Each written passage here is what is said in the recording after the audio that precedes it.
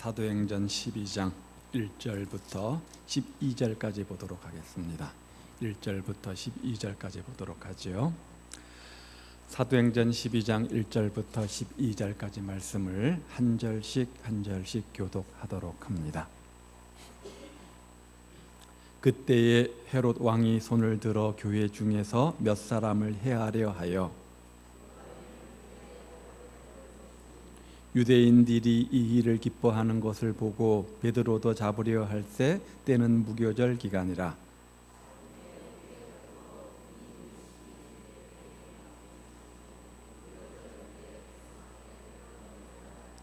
이에 베드로는 옥에 갇혔고 교회는 그를 위하여 간절히 하나님께 기도하더라.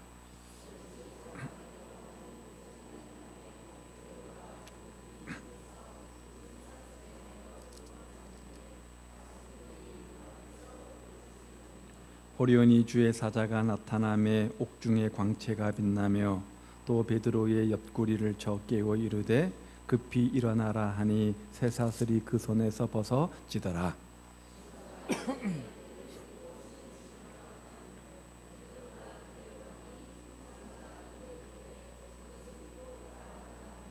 베드로가 나와서 따라갈새 천사가 하는 것이 생시인 줄 알지 못하고 환상을 보는가 하더라.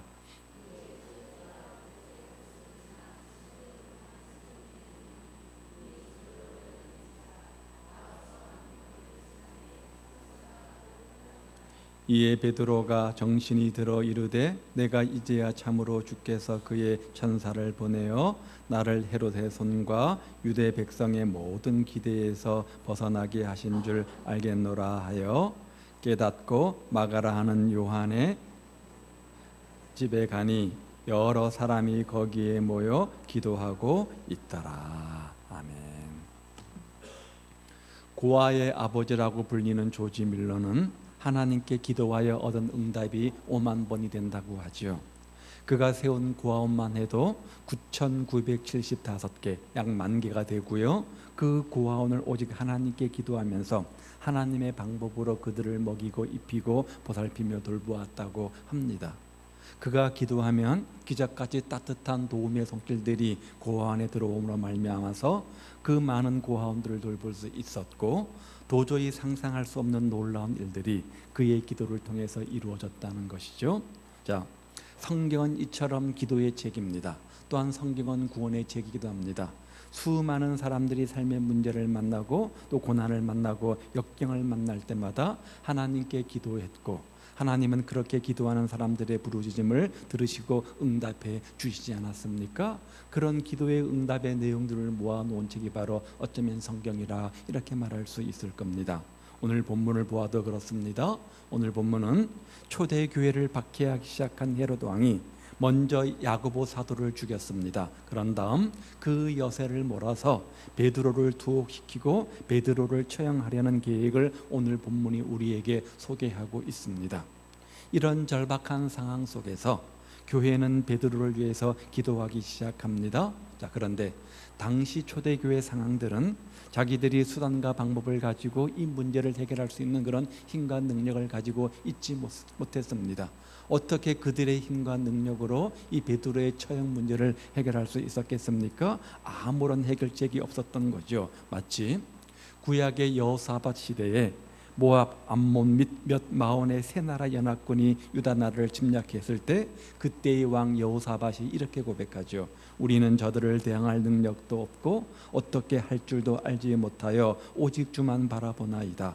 자, 적군이 쳐들어왔습니다. 세 나라의 연합군이 쳐들어왔습니다. 그 기세가 너무나 등등해가지고 자신의 힘으로는 군사력으로 어찌할 수 없기 때문에 오직 주만 바라봅니다. 이렇게 고백했던 것처럼 초대교회도 주만 바라보고 기도하기를 시작한 겁니다. 자, 그런데 하나님은 그들의 기도를 외면하셨습니까? 그런 그들의 기도를 응답하셨습니다. 그리고 그들에게 기적을 베풀어 주셨습니다. 오늘 본문의 내용이죠. 우리는 이런 오늘 본문의 내용들을 살피면서 기도하는 자들에게 기적을 베풀어 주시는, 기도하는 자들에게 응답을 주시는 하나님의 은혜를 생각하며 깨닫게 되어집니다. 자, 오늘 본문이 우리에게 교훈하는 것이 무엇입니까? 문제를 해결할 수 있는 열쇠, 그게 뭐라는 겁니까? 기도라는 거죠. 기적을 경험할 수 있는 열쇠, 그게 뭐라는 겁니까? 그것이 기도라는 겁니다. 따라서 문제를 해결받기 원한다면, 기적을 경험하기 원한다면 이들처럼 간절히 기도하라, 이것 아니겠습니까? 한번 살펴보죠. 첫 번째 교훈은 하나님의 기적은 가장 큰 위기와 절망의 때에 일어난다는 겁니다. 아무것도 할 수 없어서 이제는 내 생각, 내 방법, 내 고집을 다 해보았지만 아무것도 되지 않는 그런 절박한 상황 속에 그때 비로소 하나님의 기적이 우리 인생 가운데 이루어진다는 거죠. 6절 말씀을 보십시오. 헤롯이 잡아내려고 하는 그 전날 밤에 베드로가 두 군사 틈에 누워 자는데, 무슨 말입니까? 자, 밤이 지나고 나면, 날이 밝으면 헤롯 왕은 뭐 하겠다는 겁니까? 베드로를 끌어내서 처형할 생각을 가지고 있었던 겁니다. 이 밤이 마지막 밤입니다. 마지막 밤이죠. 그런 절대절명의 순간이었습니다. 그 전날 밤에 그런데 하나님께서 기적을 일으키신 겁니다. 새날이 밝아오고 해가 뜨고 새날이 시작되어지면 이제 베드로는 처형당하게 될 것입니다. 그러니 그 밤이 편할 리가 있습니까? 마지막 순간 아닙니까? 그런데 인생의 삶이란 때로 사느냐 죽느냐, 흥하냐 망하냐, 성공하느냐 실패하느냐, 그런 기로에 설 때가 참 많이 있지 않습니까? 그런데 하나님은 그때 하나님의 사랑받는 사람들의 운명을 거기서부터 달라지고 바뀌게 한다는 겁니다. 비로소 절망의 순간, 비로소 낭망의 순간, 비로소 내 힘으로 아무것도 할 수 없는 그런 절박한 순간 속에 그때 처하면, 그때 비로소, 즉 내 고집과 내 생각과 방법들을 다 내려놓고 저는 아무것도 할 수 없습니다 라고 할 때, 그때 그 순간 하나님은 그 속에서 역사하기를 시작한다는 거죠. 문제가 크면 기적도 큽니다. 문제가 작으면 기적도 작습니다. 문제가 없으면 기적도 없습니다. 하나님의 기적은 언제나 우리가 살아가는 삶의 현장 속에서 일어나는 겁니다. 그런데 우리가 살아가는 삶의 현장을 보십시오. 오늘 내가 처한 삶의 자리를 보십시오. 삶의 위기, 삶의 실패, 삶의 절망이 없는 사람이 누가 있습니까? 인생의 여정을 걷다 보면 누구나 실패를 만나게 되어지고요, 누구나 절망을 만나게 되어지고, 누구나 절박한 삶의 문제 앞에 직면하게 되지 않습니까? 그것이 인생입니다. 그런데 하나님의 능력을 믿고 기도하는 사람들에게는 그 문제와 그 실패와 그 절망의 사건들이 변화해서 기적과 성공과 희망으로 바뀌게 해주겠다, 이렇게 말씀하고 있는 겁니다. 생각해 보십시오. 내일이면요, 야고보의 뒤를 이어서 누가 죽습니까? 예수님의 수제자요, 당시 초대교회의 영적 지도자였던 베드로가 사형에 처하게 되어집니다.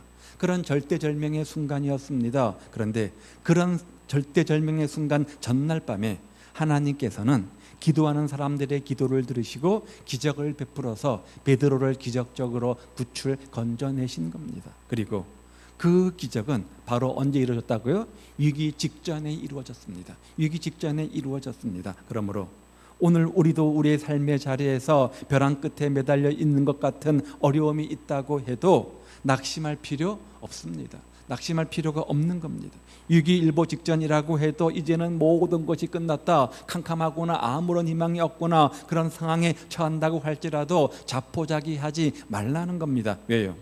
하나님의 기적은 바로 그런 순간, 그렇게 기도하는 사람들을 통해서 일어나기 때문에 그렇습니다. 그런 절대절명의 순간 하나님께서 큰 역사로 일으키시기 때문에 그렇습니다. 구약에 보면 아람의 100만 대군이 이스라엘을 침략해 왔습니다. 풍전등화의 상황이었습니다. 또 아수르의 대군이 예루살렘을 포위했습니다. 풍전등화의 상황이었습니다. 절대절명의 순간이었잖아요. 그런데 하나님은 뭐 했습니까? 기도하는 사람들의 기도를 들으셨습니다. 그래서 이스라엘을 위기에서 건져 주시지 않으셨습니까? 기가 막힌 방법으로, 인간의 생각을 초월한 기가 막힌 방법으로 이 문제를 해결해 주셨습니다. 이스라엘이 홍해를 건넙니다. 불가능한 상황이잖아요. 어떻게 바다가 갈라지고 그들이 마른 땅으로 건널 수 있겠습니까? 그야말로 기적이 아니면 안 되는 순간이었습니다. 사면초가의 상황 아닙니까? 뒤에는 애국 군대가 쫓아옵니다. 앞에는 홍해가 있습니다. 절대절명 사면초가의 순간에 모세가 기도를 했습니다. 그런데 모세의 기도를 들으시고 어떻게 했어요? 우리가 잘 아는 것처럼 이스라엘 백성들은 홍해를 마른 땅으로 건너지 않았습니까? 이스라엘을 바로의 손에서 건져내신 겁니다. 사랑하는 여러분, 인간의 불가능이 하나님의 불가능은 아닙니다. 인간의 절망이 하나님의 절망은 아닙니다. 내가 할 수 없다고 해서 하나님이 할 수 없는 것은 아닙니다. 나는 못하지만 하나님은 하실 수 있잖아요. 나는 불가능하지만 하나님은 가능하시잖아요.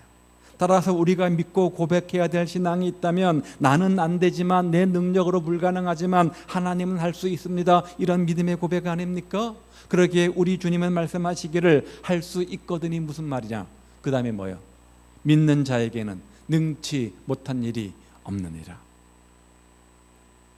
열왕기하 4장에 보면 우리가 잘 아는 내용이죠. 선지자의 생도 중 한 아내가 자기의 두 아들이 빚 때문에 종으로 끌려가는 그런 장면 앞에서 막 부르짖지 않습니까? 당연하죠. 부모의 심장에서 사랑하는 생때 같은 피 같은 자기 목숨보다 더 귀한 아들이 끌려가는데, 종으로 끌려가는데 그것 보고 부르짖지 않을 그런 부모가 어디 있겠습니까? 그때 하나님은 그런 선지자의 생도의 아내의 부르짖음을 어떻게 하셨습니까? 외면하셨습니까? 들으시고 기적을 베풀어 주셨잖아요. 불가능을 가능케 하셨잖아요. 없는 데서 있게 하지 않으셨습니까? 오늘 우리의 기도의 자리에도 불가능을 가능케 하시는 하나님의 축복이 임하기를 우리 주님의 이름으로 축복을 드립니다. 여러분의 기도 가운데 하나님이 응답하셔서 여러분의 삶의 어려움이, 슬픔이, 눈물이, 아픔이 변하여 기쁨이 되고 축복이 되는, 감사가 되는 은혜가 있기를 주님의 이름으로 축복을 드립니다. 우리도 삶을 살아가다 보면 때로 개인적으로, 가정적으로 혹은 교회적으로, 국가적으로 커다란 문제를 만날 때가 있습니다. 우리 교회 성도들 가운데 건강 문제로, 경제적 문제로 어려워하며 절망 가운데 있는 분들이 어디 한둘입니까? 자녀의 문제로, 가정의 문제로, 태산 같은 삶의 문제로, 끝이 보이지 않는 긴 어둠의 터널을 지난 것 같은 문제로 절망 가운데 있는 분들이 참 많이 있는 경우를 봅니다. 이러한 문제 앞에서 우리는 정말 어떻게 해야 될지를 몰라가지고 그만 두 손을 놓고 통곡하고 있을 때가 있지 않습니까? 위기를 극복할 만한 용기를 잃어버린 채 커다란 절망 속에서 두려워할 때가 얼마나 많이 있습니까? 마치 베드로의 죽음을 앞에 두고도 노심초사한 마음만 아플 뿐, 가슴 아리만 할 뿐, 초대교회가 어떻게 할 도리가 없었던 것처럼 우리도 우리 인생의 커다란 문제 앞에서 힘을 잃고 쓰러져 있을 때가 참 많이 있습니다. 그럴 때 어떻게 해야 됩니까? 우리의 삶의 문제와 어려움을 해결해 주시는 전능한 하나님을 믿는 믿음을 가지고 주 앞에 나가야 되지 않겠습니까? 그리고 그 문제를 가지고 간절한 믿음을 가지고 기도해야 되지 않겠습니까? 그렇게 기도하는 삶이 되시기를 바랍니다. 그래서 우리가 기도하는 자리마다 하나님의 기적이, 역사들이 날마다 간증되어지는 삶이 되시기를 우리 주님의 이름으로 축복을 드립니다. 하나님은 우리 인생 가운데 기적을 베풀어 주십니다. 언제요? 우리가 가장 큰 문제 앞에, 가장 큰 절망의 순간 앞에 직면할 때, 즉 내 생각과 내 고집과 내 방법들을 다 내려놓고 나는 아무것도 할 수 없다고 주님만 바라보는 그 순간 하나님은 그때 역사하시기 시작합니다. 두 번째 교훈은 어떤 방법으로 역사하시는가? 하나님의 기적은 어떤 방법으로 이루어집니까? 기도를 통해서 이루어진다는 거예요. 기도하는 사람들의 기도를 통해서 이루어진다는 거예요. 5절 말씀을 보십시오.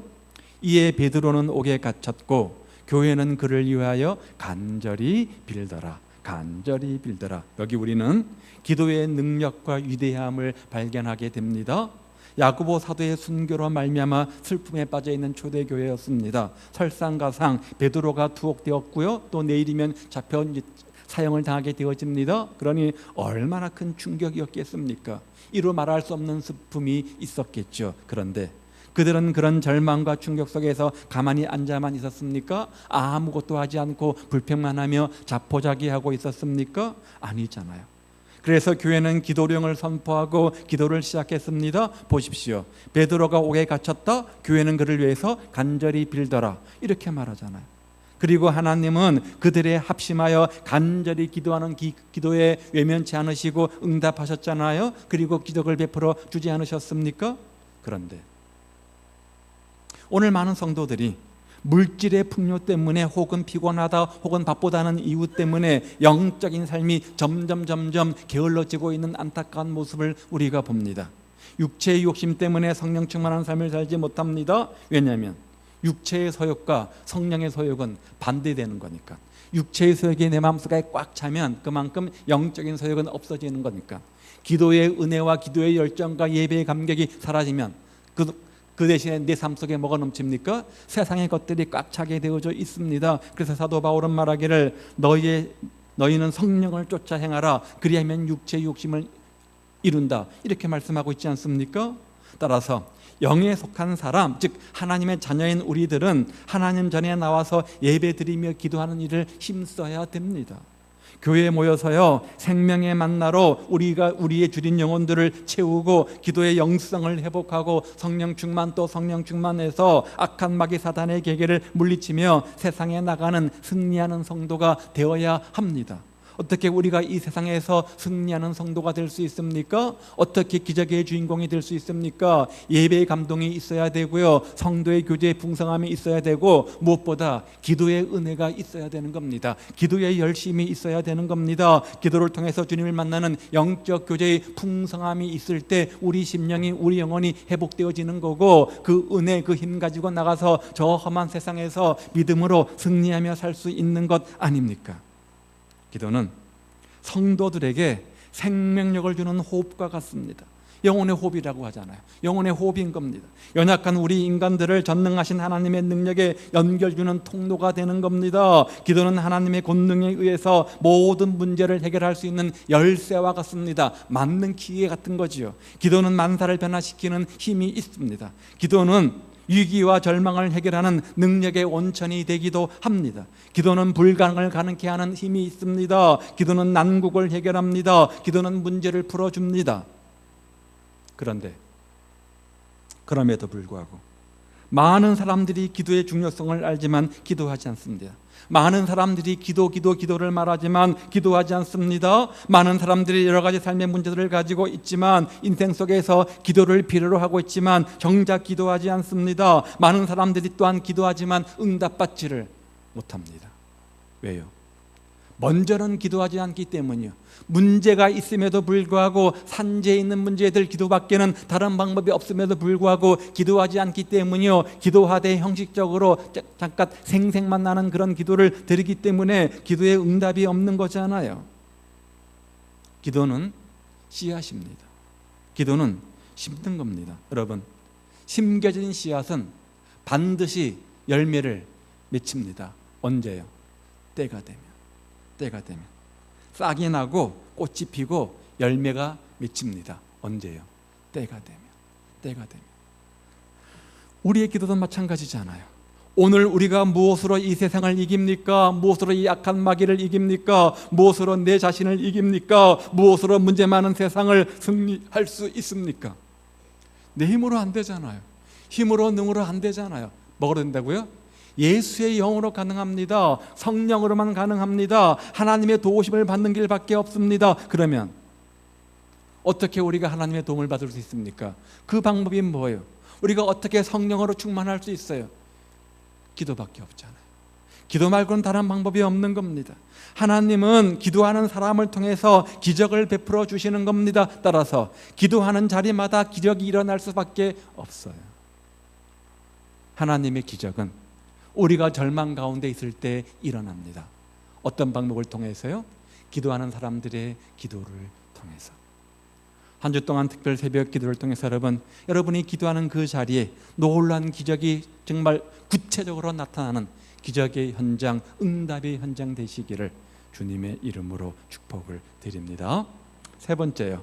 그렇게 기도하면 응답해 주십니다. 반드시 응답해 주십니다. 7절 말씀 볼까요? 호련히 주의 천사가 나타나매 또 베드로의 옆구리를 쳐 깨워 이르되 급히 일어나라 하니 쇠사슬이 손에서 벗어지더라. 본문 말씀에 의하면 베드로는 한밤중에 쇠사슬에 매여 잠이 들었던 것 같습니다. 이때 호련히 주의 천사가 나타났습니다. 베드로 옆구리를 툭툭 칩니다. 일어나라. 그리고 그 순간 그를 묶고 있는 쇠사슬이 저절로 그 손에서 벗겨졌습니다. 뭐죠? 기적입니다. 그리고 천사는 베드로를 데리고 옥에서 빠져나갔습니다. 초자연적 기적적 사건이 일어난 거죠. 이것을 가지고 기적이라 이렇게 말하잖아요. 마치 애굽에 종살이하던 이스라엘 민족을 하나님의 종 모세를 통해서 바로의 수중에서 건져내시고 하나님의 인도를 받아서 홍해 바다를 건넌 것처럼 하나님은 천사를 통해서 베드로를 옥에 건져내시고요, 그를 인도하여 탈출하게 하신 겁니다. 그야말로 기적이 일어난 겁니다. 자, 그런데 이런 일이 어떻게 가능했습니까? 이런 기적이, 이런 응답이 어떻게 이루어졌습니까? 그 앞에 보니까 뭐였어요? 예루살렘 교회 성도들이 뭐 했습니까? 함께 모여 간절히 기도했잖아요. 즉 예루살렘 교회 성도들의 끊임없는 중보의 기도 덕분에 그 기도의 응답으로 이런 기적이 일어난 것 아닙니까?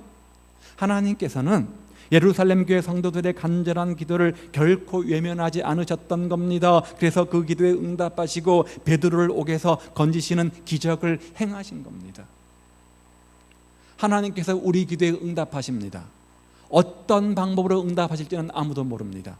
내가 생각하는 수준의 응답을 주실지, 초월적으로 역사에서 초월적 기적을 주실지 잘 모릅니다. 분명한 사실 하나 있습니다. 뭐예요? 기도하면 응답 주신다는 거예요. 그 응답은 합력하여 선을 이루시는 가장 베스트, 최고의 응답이라는 거예요. 이처럼 그 어떤 어려운 환경이 우리에게 닥쳐온다고 할지라도 우리가 간절히 기도하며 하나님께 나아갈 때 하나님은 우리 기도를 결코 외면하지 않으시고 반드시 우리 기도를 들으시고 어려움 가운데서 우리를 건져내 주시겠다는 거죠. 우리가 가정을 위해서 기도할 때 그 기도를 들으시고 우리 가정에 은혜를 주시고 회복을 주시고 화목한 가정으로 만들어 주시겠다는 겁니다. 우리가 교회를 위해서 기도할 때 주의 말씀이 살아있는, 점점 더 왕성해지는 그런 성령 충만한 생명의 공동체, 그런 교회로 만들어 주시겠다는 겁니다. 우리가 이 나라와 이 민족을 끌어안고 간절히 기도할 때 하나님께서 화해와 통일의 길을 열어주시고 온 백성이 잘 먹고 잘 사는 그런 나라로 만들어 주시겠다는 거죠. 우리가 전심으로 기도할 때 모든 어려움 물러나고 하나님의 놀라운 은혜와 축복이 우리 가정 가운데, 우리 교회 가운데, 이 나라 이 민족 가운데 임하게 하시겠다는 겁니다. 하나님은 우리 기도를 다 들어주시는 분입니다. 또 좋은 것을 주시는 분입니다. 이미 우리의 필요를 아시는 주님께서 우리가 기도하기만 하면 넘치도록 주시는 좋으신 하나님이십니다. 하나님은 늘 우리 목자가 되셔서 지키시고 선한 길로 인도해 주시는 참 좋으신 분이시잖아요.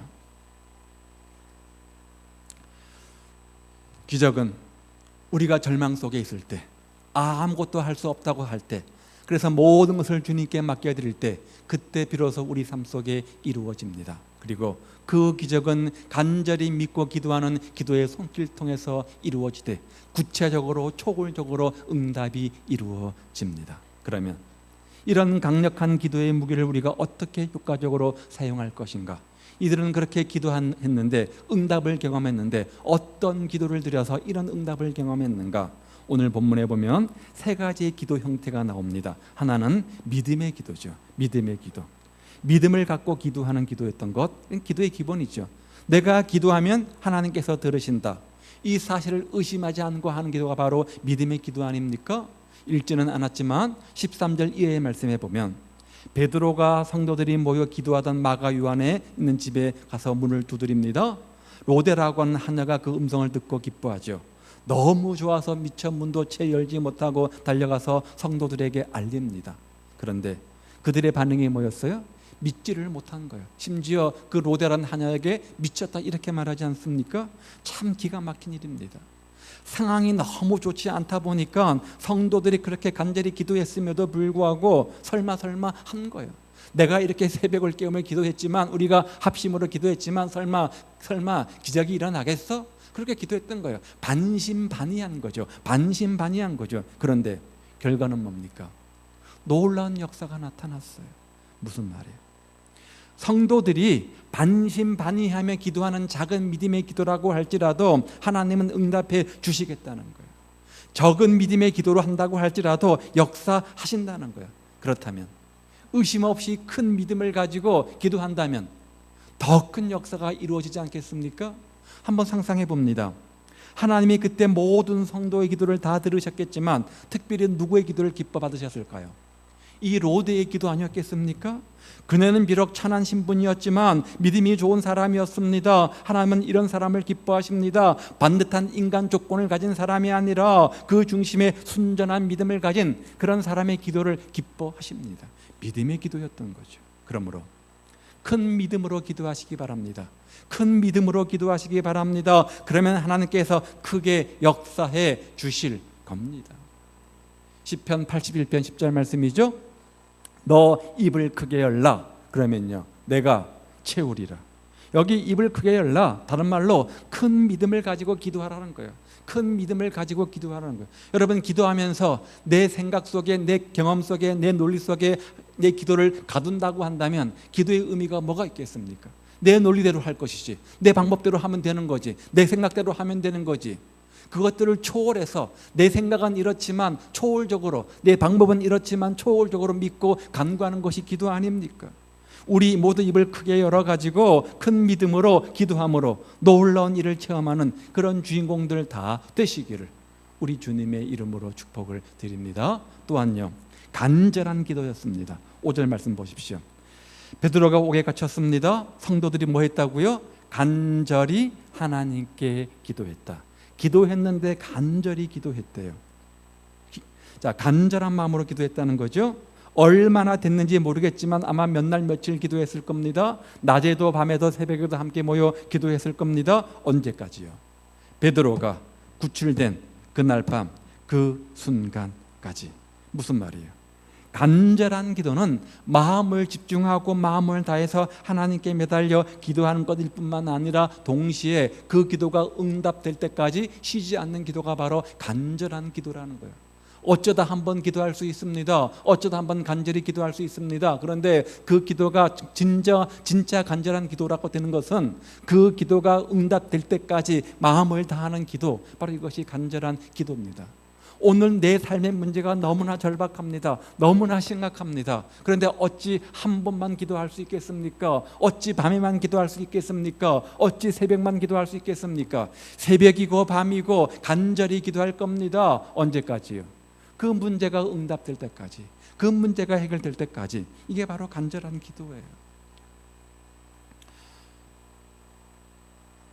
기도에 관해서 예수님께서 아주 유명한 말씀을 주셨죠. 마태복음 7장 7절. 구하라, 그리하면 너희에게 주실 것이요, 찾으라, 그리하면 찾아낼 것이요, 문을 두드리라, 그리하면 너희에게 열릴 것이니. 자, 구하라, 찾으라, 문을 두드리라. 틀린 말이 같은 말이에요. 똑같은 말입니다. 그렇죠? 뭘 강조하는 겁니까? 기도하란 말입니다. 구하라도 기도하라는 말이고요, 찾으라 이 말도 기도하란 말이고요, 두드리라 이것도 기도하란 말입니다. 똑같은 표현을 바꾸어서 3번씩이나 강조하는 이유가 뭡니까? 반복하는 이유가 뭡니까? 강조법이죠. 뭘 강조하는 거예요?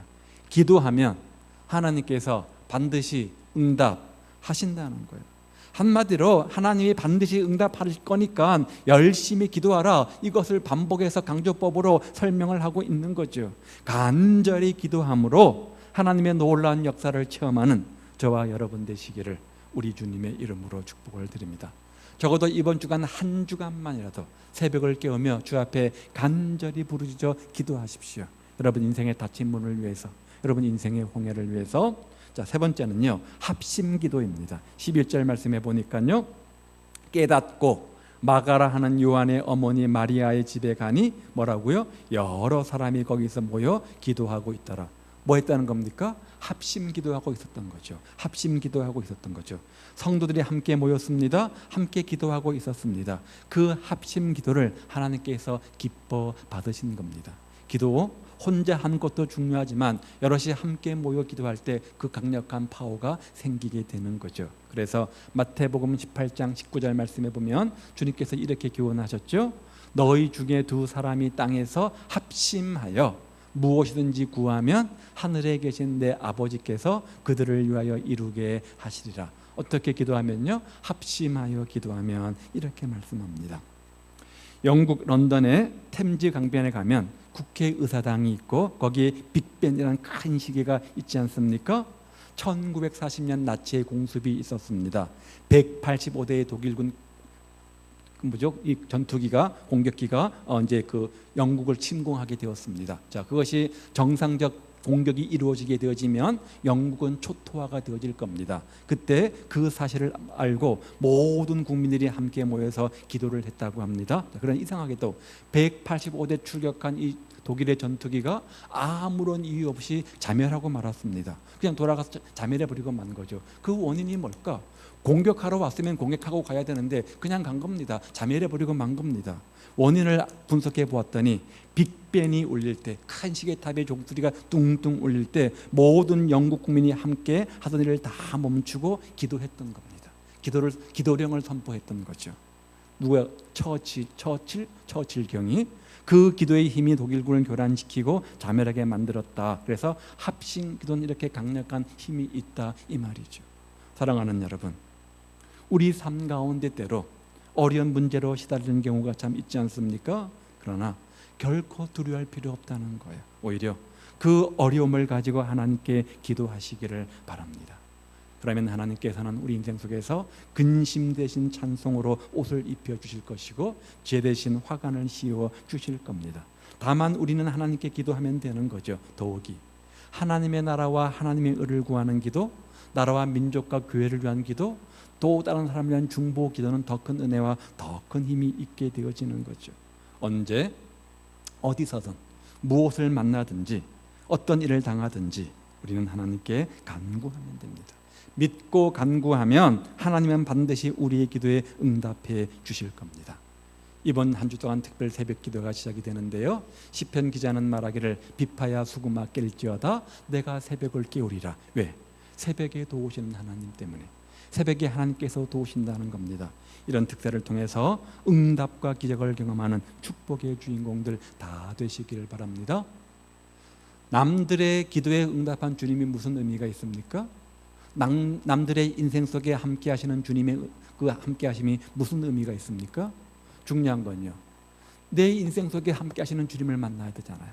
내 부르짖는 기도에 응답하시는 주님을 경험해야 되잖아요. 그렇지 않습니까? 여러분, 세상이 험하고 많은 일이 있으니까 더욱더 깨어 기도해야 됩니다. 바쁘다는 핑계 때문에, 피곤하다는 핑계 때문에 우리의 기도를 멈출 것이 아니까, 그러니까 더 많이 기도해야 됩니다. 이 험한 세상, 주님께서 사랑하는 자녀를 이 험한 세상 남겨두시고 승리할 수 있는 영적 무기 하나를 주고 가셨습니다. 그게 뭐예요? 기도잖아요. 기도하면 놀라운 일이 생깁니다. 문제를 해결할 수 있는 열쇠는 기도밖에 없습니다. 기도는 만사를 변화시킵니다. 기도만이 살 길입니다. 이 공식을 명심하고 늘 기도하시기 바랍니다. 한 주 동안 새벽을 깨우시기를 바랍니다. 그래서 어려운 순간순간마다 하나님의 놀라운 역사를 체험하는 저와 여러분 되시기를 바라고, 여러분 인생의 닫힌 문을 활짝 열어 제치고 또 여러분 인생의 홍해와 여리고성을 갈라 무너뜨리는 그런 기적의 응답의 주인공들 다 되시기를 우리 주님의 이름으로 축복을 드립니다. 기도하겠습니다.